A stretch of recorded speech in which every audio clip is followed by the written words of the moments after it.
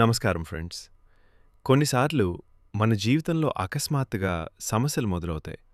డబ్బు నిలవదు, ఆరోగ్యం బావుండదు, ఇంట్లో గొడవలు పెరుగుతాయి. అప్పుడు చాలామందికి ఒక సందేహం వస్తుంది. మన మీద చేతబడి లేదా దృష్టుందా అని. ఈ వీడియోలో చేతబడి లక్షణాలు, నిజాలు మరియు కొన్ని పరిహారాలు తెలుసుకుందాం. మొదటి లక్షణం కారణం లేకుండా భయం, ఎప్పుడూ టెన్షన్గా ఉండటం, నెగటివ్ ఆలోచనలు రావడం, మనసు ప్రశాంతంగా లేకపోవడం. రెండవ లక్షణం రాత్రిళ్ళు నిద్రలేకపోవడం, చెడు కలలు రావడం, భయంతో ఒక్కసారిగా లేచిపోవడం. మూడో లక్షణం ఇంట్లో గొడవలు, చిన్న చిన్న విషయాలకు కూడా కుటుంబ సభ్యుల మధ్య తగాదాలు పెరగడం. నాలుగో లక్షణం ఆరోగ్య సమస్యలు, డాక్టర్ దగ్గర అన్ని టెస్టులు నార్మల్ వచ్చినా శరీరంలో అలసట, బలహీనత ఉండడం.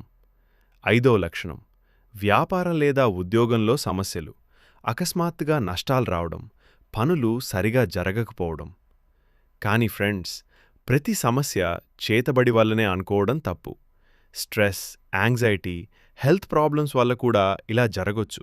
అందుకే భయపడకుండా పాజిటివ్గా ఉండాలి. ఇప్పుడు కొన్ని సాధారణ పరిహారాలు చూద్దాం. రెమెడీ నంబర్ 1, హనుమాన్ ప్రార్థన్. ప్రతి మంగళవారం మరియు శనివారం హనుమాన్ చాలీసా భక్తితో చదవండి. మనసుకు ధైర్యం వస్తుంది. Remedy number 2, salt remedy.